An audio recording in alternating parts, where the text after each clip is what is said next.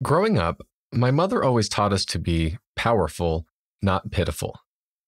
And while I didn't always like hearing that as a little boy, I appreciate my mom's wisdom in regularly reminding me that we are not victims in life. Yes, there are circumstances where you are a victim. You lose your job, you get sick, you grow up in an abusive family. The world gets some crazy virus that kills hundreds of thousands of people, closes schools, puts millions of people out of work. All of that is real and real tough. And you still have the power to choose how you react. You choose where you go, what you do, what you say, and what you will believe.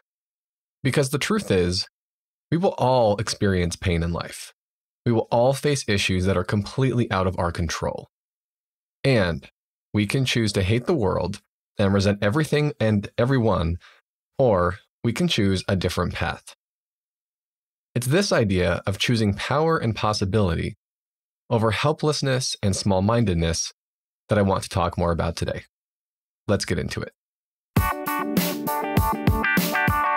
You're listening to the I Hear You podcast, a show dedicated to exploring the most powerful, practical techniques for improving every relationship in your life.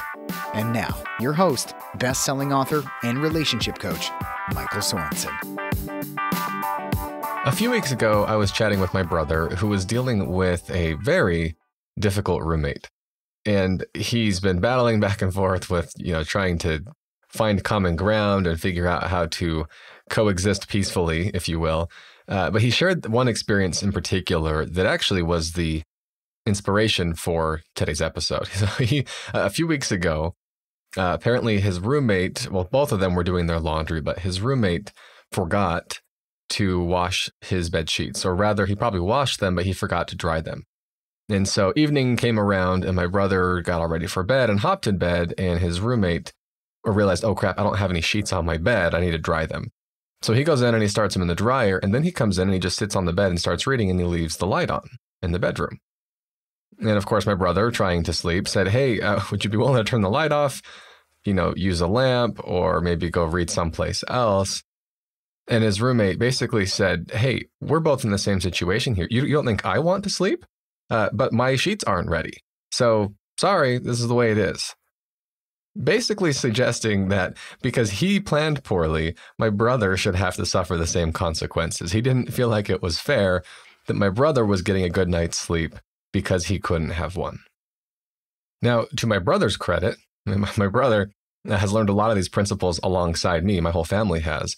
To my brother's credit, he said, look, I'm sorry you chose to wash your sheets later in the day, and now they're still wet, and I shouldn't have to suffer for your lack of planning.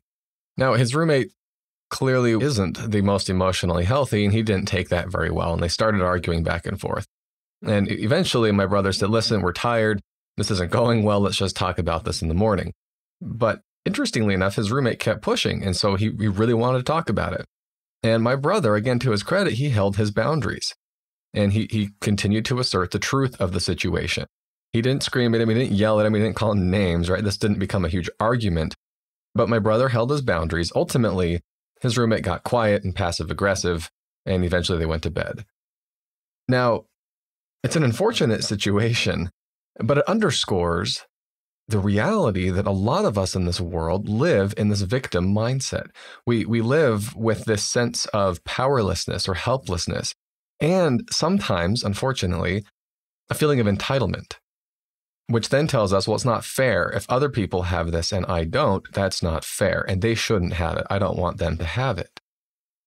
And in talking with my brother, he said, I'm continually shocked at how many people think they just don't have any control in life. They just say, I can't believe that happened to me, or that's just the way I am, or that's just the way he or she is, so on and so forth. It's this pervasive feeling of powerlessness and victim, right? If you remember our episode on the drama triangle, it's very much a victim mindset. It just saps energy, and it's no fun to be around, and it's no fun to be the person in that mindset. Now, when I was talking with my brother, his suggestion, his thought was very simple, and I thought it was profound. He said, I wonder if you don't do an episode talking about adding the word choose into your language a little more. Using the word choose more frequently and more deliberately. So let's explore that for a moment. Why would adding the word choose into your language more help? Well, if you listen to my episode on empowering language, you'll remember that plenty of research has shown that words do have an effect on us, physiologically even, as much as emotionally. So let's look at a few examples here of how adding the word choose to language can affect the overall feeling of these sentences. So it might look like saying either, I ran out of time, versus, I chose to spend time doing other things. How does that sound? How does that change? Right? When you say, I ran out of time, that's clearly suggesting that you are a victim to time. You didn't have enough of it. And, oh, that sucks, but it's not your fault, so okay, you're off the hook. Versus, I chose to spend time doing other things. That second sentence has responsibility in it. It has ownership. And can you feel the power behind it? If you say something like that, it feels much more powerful because you are admitting that you had power, that you chose to spend time on other things, which again, subconsciously, if nothing else, reinforces this idea, and it's the truth, that you are in control of how you spend your time. A couple other examples here. You might say, this is the only job I could get, versus, I chose to work here. You might say, I hate this job, versus I'm choosing to stay here. You see the power in there? One other example, you might say, I can't seem to get my eating under control. Or you could say, I keep choosing to overeat. Both address the situation, but the second, using the word choose in there, makes it much more of a truthful statement. Now, you don't always have to use the word choose, right? There are ways to still make statements truth-based and empowering without actually saying the word choose. If we go back to that episode on empowering language, we talked about traffic, right? That's a common thing that a lot of people blame if they're late to something. And so you could say, sorry, I'm late, traffic was so bad. And again, that's shirking a responsibility, and that's stepping into a victim mindset. Or you could say, I'm sorry, I'm late, I didn't plan for traffic well. Or I set my alarm too late.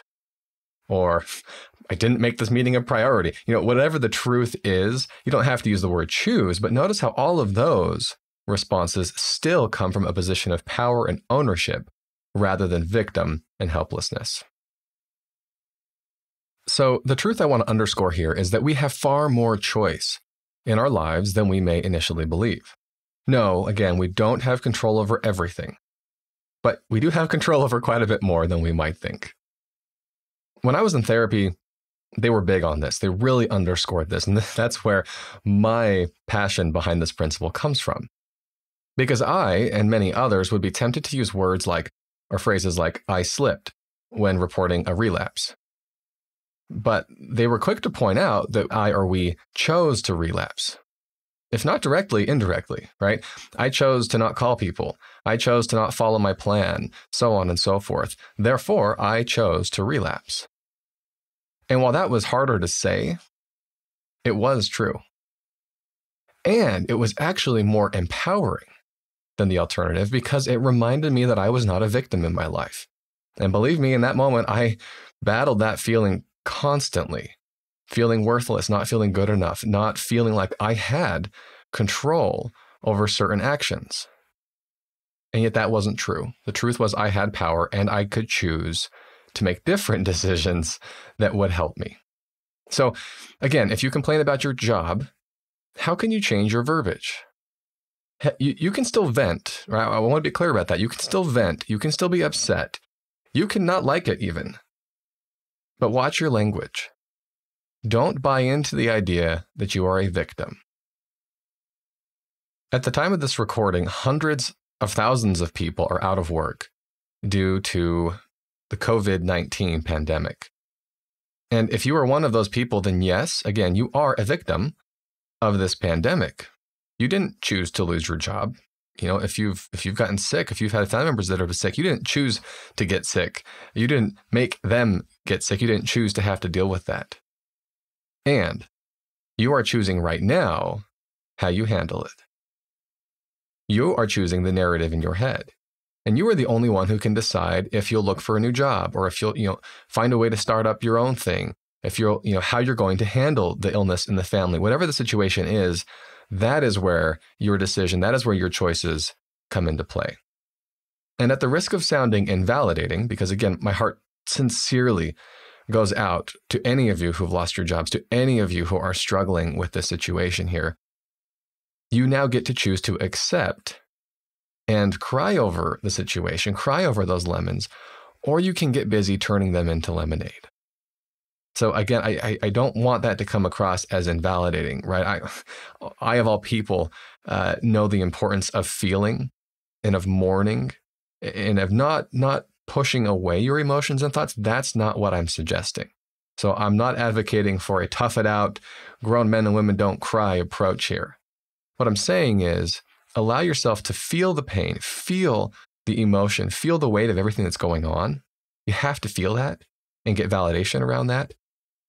But you don't get to stay there. You don't get to sit and wallow in self-pity. It's up to you to choose to step out of that and to make something of whatever situation you're dealing with. So let's talk about this point for a moment, knowing what you do and don't have control over. I absolutely love the Serenity Prayer used by Alcoholics Anonymous and other 12-step groups. It says, God, grant me the serenity to accept the things I cannot change, the courage to change the things I can, and the wisdom to know the difference. I absolutely love that, because that is the way we need to live life. That is the key, the secret, at risk of oversimplifying here, of living a life of happiness and of joy, is learning to accept the things we can't change, having courage to change the things we can, and wisdom to understand the difference. My wife has been thinking a lot about something our therapist, Jody Hildebrandt, teaches. And it's this concept, as Jody teaches it, as inevitable pain versus optional pain. Okay, inevitable pain versus optional pain. What do I mean by that? Well, inevitable pain is pain that comes from something truly out of your control. We just gave a whole slew of examples there, right? A lot of it coming from this pandemic that's happening right now. That could be your significant other breaking up with you, you losing your job, somebody rear-ending you, you losing your entire retirement savings in the stock market, maybe a loved one dying. Okay, all of this causes suffering that you did not sign up for and have no control over, at least out the gates. Okay, that's inevitable pain. Optional pain is pain that comes from how you choose to react to what is outside of your control. So if we follow the same examples we just mentioned, this would be you telling yourself that you're worthless and unlovable because your significant other broke up with you.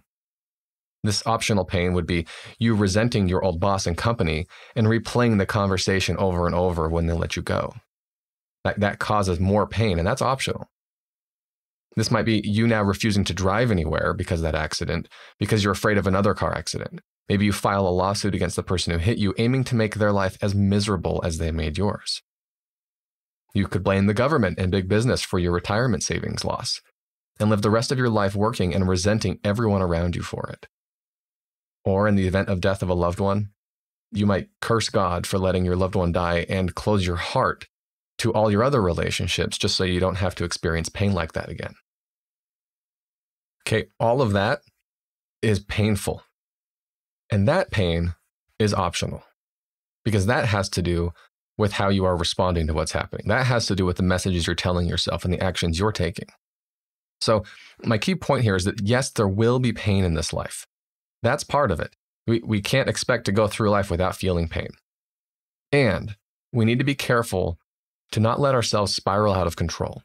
When that inevitable pain does come in, when those situations do happen, when we are truly victims to a circumstance, it's our responsibility to manage that, to deal with it in a healthy way and not let it completely throw us.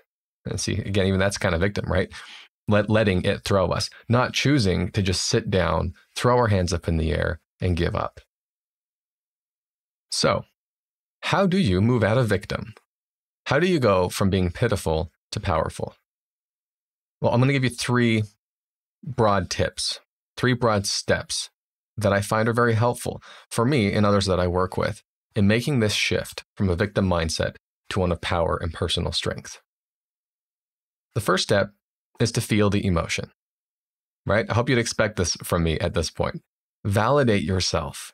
Seek validation from others. And allow yourself time and space to grieve. Again, this is critical, and I talk about this in my book. I talk about this in my other podcast episodes and my blog articles, that emotions buried alive never die. If you go through something traumatic, if you go through something difficult, even if you're just frustrated with a coworker or some situation at work or in your relationship, you can't just bury that and expect it to go away. In fact, the opposite is often true, that if we try to bury those emotions, they come back with a vengeance later.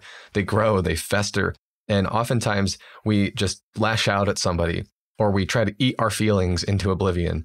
We go into those self-medicating behaviors, like we talked about in last week's episode of emotional junk food, all because we're not managing and allowing ourselves to feel certain uncomfortable emotions. So, step 1 in shifting out of a victim mindset is to first let yourself feel whatever it is you're feeling. Validate yourself, get validation from others, and give yourself some of that space and time to grieve. Step 2 is to find the truth. Now, I'm a big proponent here of this little verbiage hack, language hack, if you will, of replacing the word but with and, whenever it makes sense. And that's critical here, because if you take step 1 and you validate yourself and you say, well, okay, yeah, of course I'm upset that I lost my job, but I'll get over it. Well, that actually undoes all of your work validating prior to that. So using the word and instead of but is huge. You know, my wife and I were watching a series that we're into right now called Madam Secretary on Netflix, and it's a fantastic show. We talk often, actually, about how shocking it is to see a very emotionally healthy main character on a television series. You just don't see that nowadays, right? Most everything is filled with drama and all kinds of emotional turmoil. In this particular series, Madam Secretary, the lead character, is amazingly emotionally healthy, as is her husband, for the most part, anyway. But what I really like is that in just the other night, we were watching an episode where it was actually the president in this case, and he was dealing with a very difficult negotiation. And somebody came up to him afterward and said, "How did it go?" And he said, honestly, it was something along the lines of, it was the suckiest situation. You know, it was the worst. It was worse than I could have even possibly imagined it. And yet, this is the job I signed up for. And that actually caught me off guard, because again, most of us were so used to the victim of just leaving it that sucked. That was the worst negotiation I could have imagined, period. And that's fine if you want to say that.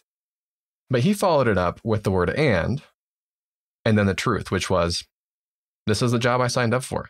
So yes, that sucks. Yes, this is difficult. And I signed up for it. So if we apply this to our lives here, you could say, I can't believe I was fired. Yet I was. What I do from here on out is up to me.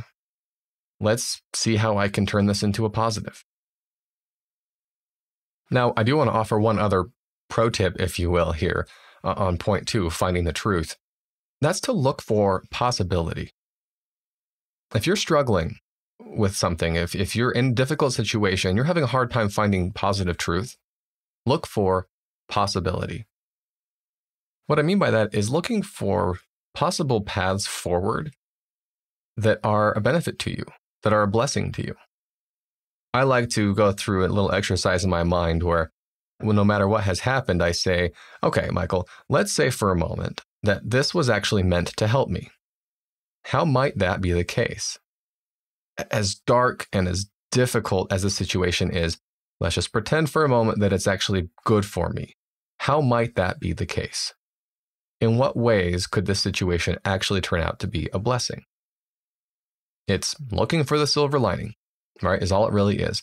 But looking for possibility, you have to allow yourself to go to entertain that thought for a moment. Again, it doesn't mean you have to invalidate your feelings, especially with more difficult situations. Those are going to persist even while you're trying to move on from them. Yet looking for this possibility can help in many ways turn the corner and set you up for step 3, which is taking action. Now, I've talked before about one of my favorite quotes being this: action cures fear. Okay? Meaning we could be scared, we could be upset, we could be wallowing in the depths of despair. The quickest way to get out of that after validation, after finding truth, is to take action. Well, actually, as I'm saying that, really the quickest way out of it is simply to take action, because validating and finding truth are actions. That requires work. That requires movement. And that's why that's step 3 here. So first, validate the emotion, feel the emotion, find the truth, step 2. And step 3, take action. If you were let go from your job, figure out a way to make money, figure out a way to get another job.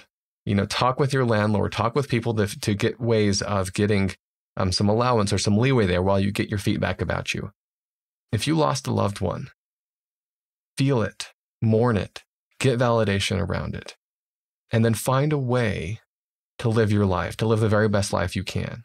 Find a way to honor that person in your life. So, that's my invitation to you today. Take inventory right now. How are you looking at the world? How are you looking at your life? Are you scared? Are you discouraged? Are you feeding a victim mindset? If so, I invite you to step out of it. Only you can make that decision. And it will be easier sometimes than others, and that's okay. What matters is that you make the effort, that you walk toward the light. I'm telling you from personal experience, it is the way to live. It is so refreshing, it is so freeing, and it's a decision you're going to have to make over and over, sometimes multiple times a day, because of all of the crap that we deal with in this world, and because of all of that inevitable pain that does come into our lives. So my invitation to you is the same invitation that my mother gave us all while we were growing up. Be powerful, not pitiful. Choose power and possibility over helplessness and small-mindedness. Your happiness is worth it. Until next week.